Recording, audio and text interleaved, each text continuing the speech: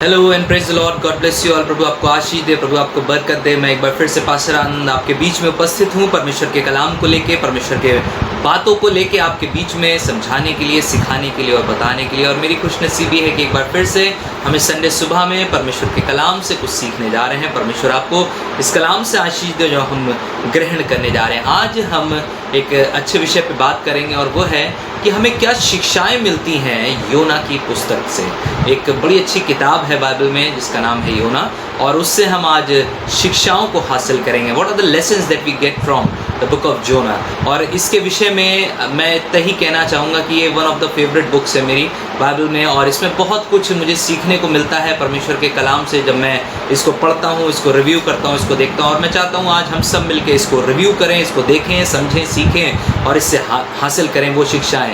और मैंने इसको 4 हिस्सों में, पहला हिस्सा, दूसरा हिस्सा, तीसरा हिस्सा और चौथा हिस्सा, यानी कि first act play, second act play, third act play में ऐसे करके डिवाइड किया है ताकि हम इसको बहुत अच्छे से, बहुत कायदे से समझ सकें कि परमेश्वर हमें इस कलाम के द्वारा क्या सिखाने की कोशिश कर रहा है। और इससे पहले कि हम इस पुस्तक के रिव्यू को शुरू करें या इसको समझने की कोशिश करें, इस पुस्तक को, हम ये जानने की कोशिश करेंगे कि योना कौन था, कौन है ये योना। देखिए, योना बाइबल में, ओल्ड टेस्टमेंट्स में जितने भी हम पढ़ते हैं ओल्ड टेस्टमेंट में, उसमें बहुत से भविष्यवक्ता हुए हैं। कुछ मेजर प्रॉफिट्स हैं, कुछ माइनर प्रॉफिट्स हैं। उनमें से एक माइनर प्रॉफिट है, या कह सकते हैं छोटे भविष्यवक्ताओं में गिना जाता है, बड़े में नहीं गिना जाता है।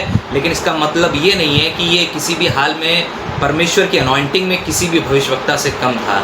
सब में बराबर की अनॉइंटिंग है परमेश्वर की ओर से। कोई बहुत प्रभावी रूप से परमेश्वर के कामों को कर पाया, कोई बहुत थोड़े समय के लिए कर पाया, और कोई बड़ी बड़ी बातें लिख पाया, जैसे कि मेजर प्रॉफिट्स बहुत ढेर सारे चैप्टर्स को लिख पाए हैं, और कुछ माइनर प्रॉफिट्स ने बहुत थोड़े से चैप्टर्स को लिखा। और योना ने उन्हीं छोटे जो माइनर प्रॉफिट्स हैं उसमें जो गिना जा रहा है, उसमें उसने 4 अध्याय की ये पुस्तक लिखी, मात्र 4 अध्याय की पुस्तक लिखी है। और इसके द्वारा वो हमें एक बहुत बड़ी शिक्षा दे रहा है। आज हम वो शिक्षा हासिल करने जा रहे हैं। योना को परमेश्वर ने चुना कि वो जाकर निनवे के लोगों को, जो इससे असीरिया में था, वहाँ पे जाके प्रचार करे और वहाँ पर परमेश्वर का वचन पहुँचा सके निनवे के लोगों को।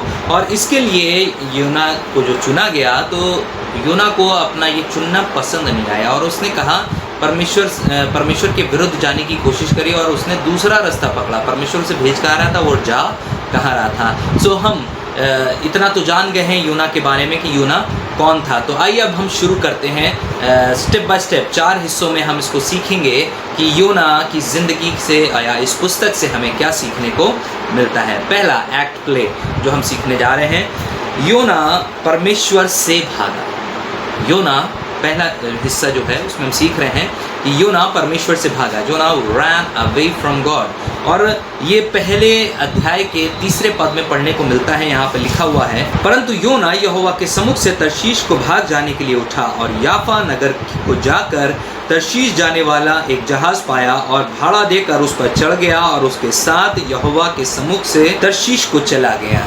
यहाँ पर एक भगोड़ेपन की आत्मा दिखाई देती है योना के अंदर कि वो परमेश्वर के कलाम को ना पहुंचाकर अपनी मर्जी पूरी करता है और एक जहाज़ को हायर करता है और तर्शीश को भाग जाने के लिए तैयार होता है। देखिए, पहले अगर थोड़ा सा हम बाइबल ज्योग्राफी को समझते हैं, तो जो पुराने नियम में, जो बाइबल ज्योग्राफी के हिसाब से जो जगह निनवे है, जहाँ पे योना है इस समय, वहाँ से दूसरा छोर है।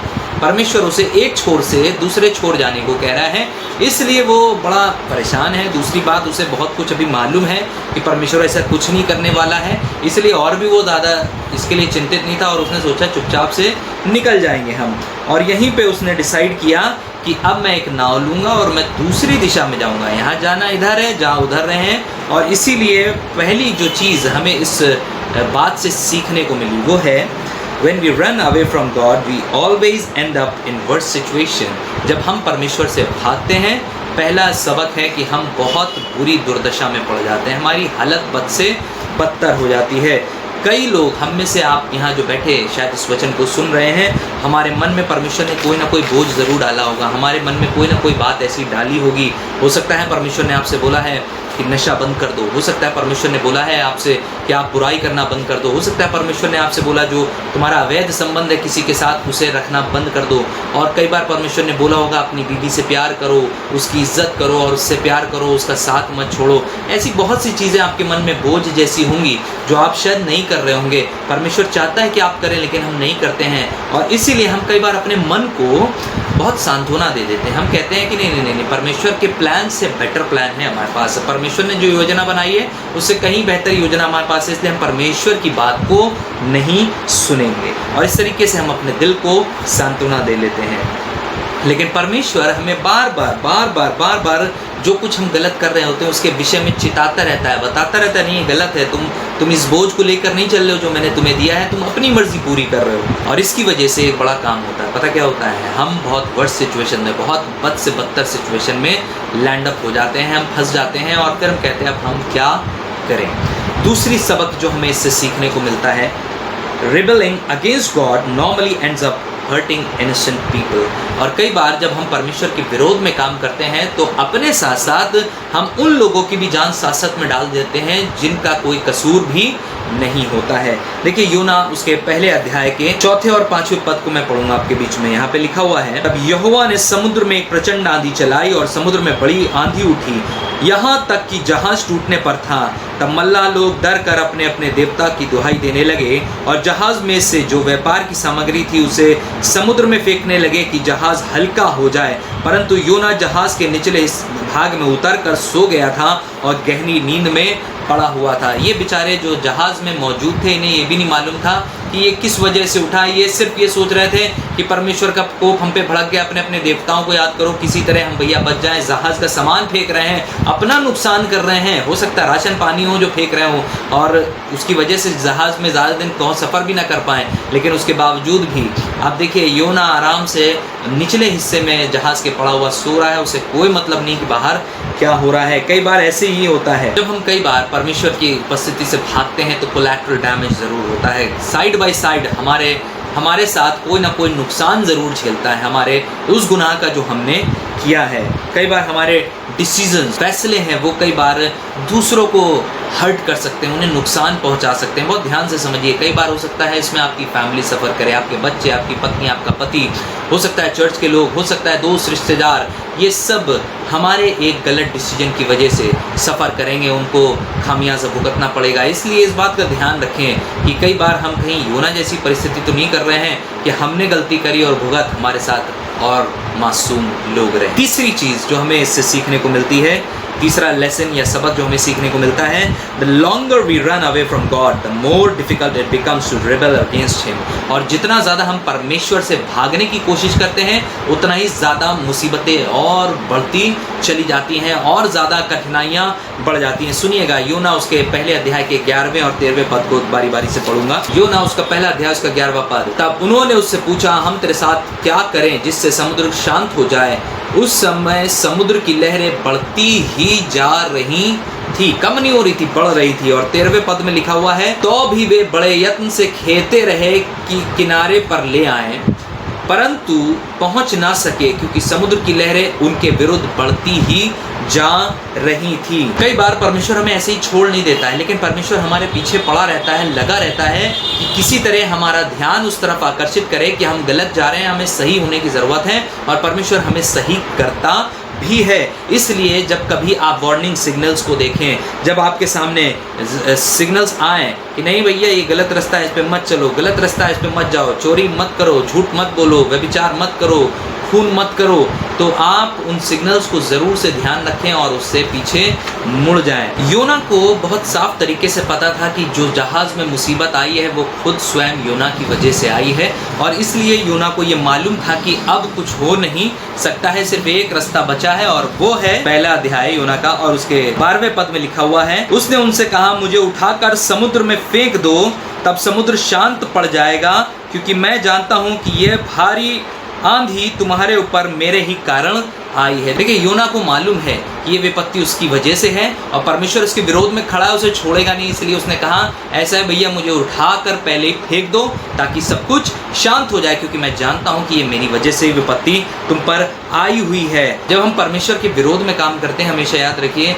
हमारे अंतरात्मा में हमें बार बार ये आगाही आती रहती है, बार बार हमें ये चिताया जाता है कि ये सब तुम्हारी वजह से हुआ, ये तुम्हारी गलती की वजह से हुआ, इसलिए तुमने ऐसा किया, तुमने वैसा किया। और इस गिल्ट फीलिंग से हमें भिड़ना पड़ता है, लड़ना पड़ता है। और बिल्कुल ऐसे ही समय योना के साथ भी यही हो रहा था। योना 1:15 में लिखा हुआ है, तब उन्होंने योना को उठाकर समुद्र में फेंक दिया और समुद्र की भयानक लहरें थम गई। देखिए कितना बड़ा काम हुआ ना, कि एक आदमी को सिर्फ महज फेंक देने से, यहाँ पे ना वेदर कंट्रोल वालों से कोई मतलब है, ना जो वहाँ का इस समय वेदर इंचार्जेज है उनसे पूछने की ज़रूरत नहीं कि मौसम कब ठीक होगा, कब नहीं ठीक होगा। यहाँ पे सिर्फ एक आदमी को फेंका और सब कुछ ठंडा हो गया। क्यों? क्योंकि उसी की वजह से मुसीबत आई हुई थी। यहाँ पे हमें और आपको परमेश्वर इस बात को साफ साफ बताने की कोशिश कर रहा है, हमें भी अपनी ज़िंदगी की नाव से उन चीज़ों को फेंक देने की ज़रूरत है जिसकी वजह से हो सकता है आपके जीवन में, आपके परिवार के जीवन में, आपकी चर्च फैमिली के जीवन में, आपके दोस्त रिश्तेदारों के जीवन में बहुत सी मुसीबतें आ रही हों। आपको इस बोझ को उठाकर फेंक देना है और तब देखिए परमेश्वर की शांति जो सारी समझ से परे है तुम्हारे और हमारे दिलों में राज करने पाएगी और पूरी तरीके से सब कुछ काम हो जाएगा, सब कुछ ठीक हो जाएगा, सब कुछ अच्छा हो जाएगा। अब हम आते हैं एक्ट 2 में, यानी कि दूसरे हिस्से में। हियर योना रन्स टू गॉड। यहाँ पर योना परमेश्वर के पास भागता है। पहला सबक जो हमें इससे सीखने को मिलता है इस वाले हिस्से से वो है, even in our disobedience God still cares and provide. यानी कि अगर हम अनाज्ञाकारी रहें तो भी परमेश्वर हमारी चिंता करता है और हमें मुहैया करता है चीज़ों को। अगर हम योना उसका पहला अध्याय उसका 17वां पद पढ़े तो लिखा हुआ है, यहोवा ने एक बड़ा सा मच्छ ठहराया था कि योना को निगल ले, और योना उस मगरमच्छ के पेट में 3 दिन और 3 रात पड़ा रहा। यहाँ पर एक बहुत अच्छी चीज़ सीखने को मिल रही है कि परमेश्वर जो है हमें ऐसे ही नहीं छोड़ देता, वो हमारी चिंता करता है। उसे मालूम था समुद्र में फेंकने के बाद आदमी बचेगा नहीं, डूब के मर जाएगा, इसलिए उसे जिंदा रखने के लिए और सबक सिखाने के लिए परमेश्वर ने वहाँ पहले से ही एक बड़ी मछली को तैनात कर रखा था, जिसे आकर वो निगल जाती है और फिर वो योना 3 दिन तक उस मछली के पेट में पड़ा रहता है। दूसरा सबक जो हमें सीखने को मिलता है इसमें, be careful not to wait until you are in trouble to cultivate a relationship with God. और आप इस बात में बहुत सावधान रहें कि आप परमेश्वर के साथ जब अपने रिश्तों को कायम करने की कोशिश करें तो बिल्कुल एन मोमेंट पे कायम ना करें रिश्ता। आप हर रोज़ उससे वैसे ही रिश्ता रखें जैसा आपको अपने बाप से, अपनी माँ से रखते हैं, अपने रिश्तेदारों से रखते हैं। उससे कहीं बढ़कर प्यार आपको अपने परमेश्वर से करने की ज़रूरत है और परमेश्वर यही हमें आपको जीवन में इसके द्वारा सिखाने की कोशिश कर रहा है। योना उसका दूसरा अध्याय उसका पहला और दूसरा पद देखिए, जब योना मुसीबत में पड़ा तो उसने क्या किया। तब योना ने उसके पेट में से परमेश्वर यहोवा से प्रार्थना करके कहा, मैंने संकट में पड़े हुए यहोवा की दुहाई दी और उसने मेरी सुन ली। अधलोक के अंदर से मैं चिल्ला उठा और उसने मेरी सुन ली। यहाँ पर योना उन परिस्थितियों में पड़ा हुआ है जिसमें अब लग रहा है कि शायद यहीं पे मर खप के ख़त्म हो जाएंगे, अब हमारा कोई निकास नहीं है। उस समय योना ऐसी दुआ कर रहा है कि परमेश्वर मेरी सुन ले। कई बार हमारी सिचुएशन भी आजकल के समय में शायद ऐसी ही होती है, जब हम परमेश्वर को याद करते हैं तो हम शायद बहुत बदतर सिचुएशन में होते हैं, तभी हम परमेश्वर को याद करते हैं, अन्यथा हमें परमेश्वर को याद करने की ज़रूरत पड़ती नहीं है। आजकल के क्रिश्चियंस की शायद यही हालत है और इसीलिए परमेश्वर भी जब हम पुकारते हैं तो हमारी नहीं सुनता है। यहाँ पे योना पुकारता है और परमेश्वर फिर उसकी सुनता है। ये शुक्र है कि परमेश्वर ने उसकी सुन ली। हम सबसे ज़्यादा लीस्ट इंटरेस्टेड होते हैं परमेश्वर के साथ रिश्ते बनाने में, बनिस्बत हम सबसे ज़्यादा इंटरेस्टेड होते हैं उन गिफ्ट्स को जो परमेश्वर हमें देता है जब हम रिश्ता कायम भी नहीं करते हैं उसके साथ। यानी कि समझ रहे हैं इस बात को, परमेश्वर हमें बिना मांगे बहुत सी चीज़ें देता है, हम उसमें बहुत इंटरेस्टेड होते हैं कि जो आशीष परमेश्वर के रूप में हमें मिल रही है हम उसे ले लें, लेकिन हम परमेश्वर से बात करने में, परमेश्वर से रिश्ता बनाने में बहुत पीछे रहते हैं। और तीसरा सबक जो हमें इससे सीखने को मिलता है, sometimes God has to force us to a place of solitude to communicate with us. और कई बार परमेश्वर हमको धक्के मारकर एक ऐसी जगह ले जाता है जिसमें वीरानापन और सुनसानपन होता है ताकि वो हमसे बात कर सके। देखिए, कई बार हम और आप अपनी ज़िंदगी में, अपनी इस दुनिया की ज़िंदगी में इतने ज़्यादा शोरगुल में होते हैं, इतनी ज़्यादा बातचीत में होते हैं, इतना ज़्यादा काम के प्रेशर में होते हैं कि कई बार परमेश्वर की आवाज़ में सुनाई नहीं देती है। और तब परमेश्वर धीमे से हमें एक ऐसा झटका देता है कि हम अकेलेपन में आ जाते हैं। और जब हम अकेलेपन में होते हैं तभी परमेश्वर हमसे बातचीत करता है, तभी हमें अकेले ले जाता है और तब हमसे शांति की खूब सारी बातें करता है। बाइबल बताती है कि वो हमें जंगल में ले जाता है और हमसे शांति की बातें करता है। ठीक उसी प्रकार से यहाँ पर योना को जंगल में नहीं ले गया, मछली के पेट में ले गया और उससे शांति की बातें करता है, उसे उसकी गलती का एहसास दिलाता है। तीसरा हिस्सा जिसमें हम आते हैं, एक्ट 3 में आते हैं और यहाँ पर हम सीखते हैं योना रन्स फॉर गॉड। अब यहाँ पे योना परमेश्वर के लिए दौड़ना शुरू कर देता है, परमेश्वर के लिए काम करना शुरू कर देता है। पहला सबक जो हमें इसमें सीखने को मिलता है वो है God can often use us to accomplish great things in spite of our disobedience. परमेश्वर हमारा इस्तेमाल कर सकता है बनिस्बत इसके कि हम कितने भी नकारा हों, बनिस्बत इसके कि हम कितने अनाज्ञाकारी हों, उसके बाद भी परमेश्वर अपना काम पूरा करने के लिए हमारा इस्तेमाल ज़रूर और ज़रूर कर सकता है। योना उसका तीसरा अध्याय, उसका 3, 4 और 5। तब योना यहोवा के वचन के अनुसार नीनवे को गया। नीनवे एक बहुत बड़ा नगर था, वह 3 दिन की यात्रा का था। योना ने नगर में प्रवेश करके 1 दिन की यात्रा पूरी की और यह प्रचार करता गया, अब से 40 दिन के बीतने पर नीनवे उलट दिया जाएगा। तब नीनवे के मनुष्यों ने परमेश्वर के वचन की प्रतीति की और उपवास का प्रचार किया गया और बड़े से लेकर छोटे तक सबों ने टाट उड़ा। देखिए कितनी खूबसूरत बात कि अभी जो योना परमेश्वर के इससे काम से भाग रहा था, उसकी आज्ञा नहीं मान रहा था, अब जाता है, 3 दिन का सफ़र तय करता है और 1 दिन की यात्रा उस शहर में तय करके वहाँ पे प्रचार करता है।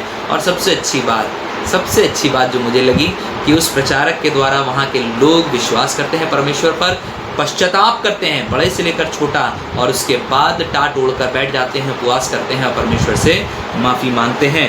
क्या ये एनकरेजिंग नहीं है? क्या ये हमें उभारने वाला नहीं है कि योना जो अब तक इतना गलत काम कर रहा था परमेश्वर के हुजूर, अब परमेश्वर उसी को चुन रहा है अपना प्रचार करने के लिए? इसका मतलब ये है कि परमेश्वर किसी भी शख्स को चुन सकता है कि वो उसके काम को करे, बनिस्बत इसके कि उसने कैसे पाप किए हों, कहाँ के पाप किए हों, उससे मतलब नहीं है। लेकिन परमेश्वर को अगर अपना काम पूरा कराना है तो वो किसी भी पापी को चुन सकता है। दूसरा सबक जो हमें इससे सीखने को मिलता है, ऐसा कोई भी नहीं है जो परमेश्वर की पहुंच से बाहर है। ऐसा कोई भी नहीं है, यहाँ पर दुनिया में कोई नहीं है जो परमेश्वर की पहुंच से बाहर हो पाए। परमेश्वर सब तक पहुंच सकता है। अगर आप नोटिस करेंगे, यहाँ पे निन्वे के लोगों को प्रचार करवा रहा है, एक ऐसे शख्स को 3 दिन की यात्रा से बुलवाकर। निन्वे के लोग बहुत खराब थे, बहुत उलट फेर के काम करते थे, उसके बावजूद परमेश्वर उनसे प्यार करता था, इसलिए योना को भेजता है ताकि वो वहाँ पर प्रचार कर सके। अब हम आते हैं एक्ट 4 में, यानी कि चौथे हिस्से में। यहाँ पर योना रन्स इनटू गॉड। यहाँ पर योना परमेश्वर के विरोध में चला आता है। अभी तक तो परमेश्वर के लिए काम करता है, परमेश्वर के विरोध में काम करता है। पहला सबक जो हमें यहाँ पे सीखने को मिलता है, sometimes even the greatest servants of God struggle with discouragement and depression.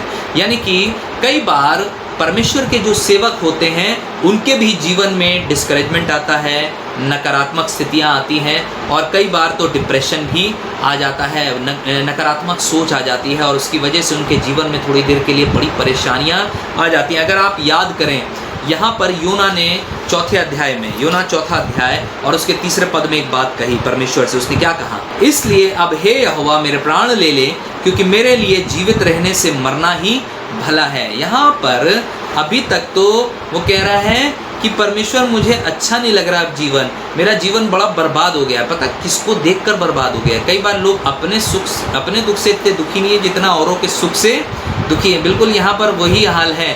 जहाँ निन्वे के लोगों के ऊपर परमेश्वर ने अपना प्रेम बरसाना शुरू किया, वहाँ इन पादरी साहब को या इन प्रचारक को बड़ी प्रॉब्लम हो गई और इन्होंने कहा ऐसा परमेश्वर खामा मुझे लाए, मेरा टाइम वेस्ट कराया, अब मेरे को मार डालो, मेरा जीना मेरे लिए मुझे अच्छा नहीं लग रहा है, मेरा जीवन ले लो और मुझे ख़त्म कर दो। तो यहाँ पर ये सीखने को मिलता है। यही अकेला एक डिप्रेशन में नहीं आया है, आप सोच के देखिए, एलिया डिप्रेशन में आ चुका है, यर्मिया डिप्रेशन में आ चुका है, हन्ना डिप्रेशन में आ चुकी है, नओमी डिप्रेशन में आ चुकी है। ऐसे करके बाइबल में बहुत से शख्स हैं जो डिप्रेशन में आ चुके हैं, लेकिन इसके बाद परमेश्वर इन्हें उभारता है, निकालता है बाहर। दूसरा सबक जो हमें इससे सीखने को मिलता है वो है, we need to learn to praise God just the same when God gives and takes away. जब परमेश्वर हमें दे और जब हमसे वापस ले लें, उसके बावजूद भी हमें परमेश्वर की सिताइश करनी है, परमेश्वर की महिमा करनी है। एक बड़ी अच्छी बात यहाँ पे परमेश्वर ने सिखाई योना के जीवन से। योना बड़ा मुंह फुलाकर, बड़ा गुस्सा होकर जाके बैठ गया शहर के बाहर वाले हिस्से में, और एक छाया अपने आप को एक छाई में थोड़ा सा डाल दूल के अपना झोपड़ा टाइप का कुछ बनाता है, वहाँ बैठ जाता है कि अब देखें परमेश्वर क्या करता है इसके साथ। और परमेश्वर प्लान कर चुका था कि निनवे को बर्बाद नहीं करेंगे, इसलिए परमेश्वर उसे भी एक सबक सिखाने की कोशिश करता है। मैं आपके बीच में पढ़ूंगा योना 4 अध्याय उसके 5 से लेकर 8वें तक। यहाँ पर लिखा हुआ है, इस पर योना उस नगर से निकलकर उसकी पूरब और बैठ गया और वहाँ एक छप्पर बनाकर उसकी छाया में बैठा हुआ यह देखने लगा कि नगर का क्या होगा। तब यहोवा परमेश्वर ने एक रेड़ के पेड़ उगाकर ऐसा बढ़ाया कि योना के सिर पर छाया हो, जिससे उसका दुख दूर हो। योना उस रेड़ के पेड़ के कारण बहुत ही आनंदित हुआ। सवेरे जब पौ फटने लगी तब परमेश्वर ने एक कीड़े को भेजा, जिसने रीढ़ के पेड़ को ऐसा काटा कि वो सूख गया। जब सूर्य उगा तब यहोवा परमेश्वर ने पुरवाई बहाकर लू चलाई और धूप योना के सिर पर ऐसी लगी कि वो मूर्छित होने लगा, और उसने यह कहकर मृत्यु मांगी, मेरे लिए जीवित रहने से मरना ही अच्छा है। कई बार हम परमेश्वर की सिताइश करते हैं, सिर्फ इसलिए करते हैं क्योंकि परमेश्वर हमें बड़ी आशीष दे रहा है, घर में ये आ रहा है, वो आ रहा है, ये सामान आ गया, वो सामान आ गया, ये पैसा आ गया, वो पैसा आ गया, सब कुछ के लिए धन्यवाद किया। लेकिन जिस दिन एक मुसीबत आ गई, परमेश्वर ऐसा क्यों हुआ, मैं ना जाने मेरे साथ ऐसा क्यों हुआ, मेरे परिवार के साथ ऐसा क्यों हुआ। जब आपके साथ जीवन में कभी दुख के पल भी आए तो उस समय भी परमेश्वर का बड़ा शुक्र करिए कि परमेश्वर ने उन सुखी पलों में आपको खूब आशीष, जब दुनिया में शायद ही कोई ऐसा खुश नसीब होगा जिसको ये आशीषें मिली होंगी जो आपको मिली। इसलिए मेरी ये दुआ है कि हम योना के जीवन से सीखें। यही एक वैसी पुस्तक है जो क्वेश्चन मार्क पर एंड होती है। यहाँ पे क्वेश्चन मार्क है, परमेश्वर उससे सवाल पूछ रहा है और वहीं पे सवाल खत्म हो जाता है और उसका जवाब नहीं मिल पाता है। यहाँ पर योना की एक ऐसी दुर्दशा हमें देखने को मिलती है, शायद ही कभी ऐसी मैंने किसी सेवक की देखी जिसने ऐसा काम किया हो, परमेश्वर के विरोध में काम किया हो, प्रचार किया, लोग बच गए, उसके बाद दुख मना रहा है कि लोग बच क्यों गए, मर क्यों नहीं गए हैं। ऐसा कहीं हमारा जीवन तो नहीं है। हमें आज अपने जीवन को योना के जीवन से मिलाने की ज़रूरत है, जानने की ज़रूरत है, उससे स्केल टू स्केल मिला के देखें, कहीं हम योना की पटरी पर तो नहीं चल रहे हैं, क्या हम योना की सी चाल तो नहीं चल रहे हैं। अगर ऐसा है तो मेरे अजीज़ों, मुझे कहते हुए बड़ा दुख लग रहा है कि हम भी कहीं किसी दिन एक क्वेश्चन मार्क के साथ अपने जीवन को ख़त्म ना कर लें, कहीं हम एंड अप ना हो जाएं इस विषय पे, लेकिन हम परमेश्वर के हुजूर बने रहें। वो बहुत दयावंत परमेश्वर है, वो बहुत दयालु परमेश्वर है, वो हमारे पापों को याद नहीं रखता है। उसने नीनवे के लोगों को छोड़ दिया, सिर्फ महज एक प्रचार के द्वारा पूरा का पूरा नीनवे बच गया। पता नहीं परमेश्वर कहाँ आपसे चाह रहा है कि जाओ उन लोगों को प्रचार करो जो शायद अभी तक नीनवे जैसी स्थिति में हो। आपको लगता होगा यहाँ जाएंगे वेस्ट होगा, जैसे योना को लग रहा था वेस्ट होगा, बिल्कुल ऐसे ही यहाँ पे भी परमेश्वर चाहता है हमसे और आपसे कि हम जाएं और परमेश्वर की बातों का बखान करें, हम परमेश्वर के बारे में लोगों को बताएं ताकि उनके जीवन बदल सके। मुझे उम्मीद है पर योना की इस पुस्तक के रिव्यू ने आपके जीवन में आशीष दी होगी और यकीनन परमेश्वर आपके जीवन में काम करेगा। परमेश्वर आपको बड़ी और बड़ी आशीष दे। God bless you.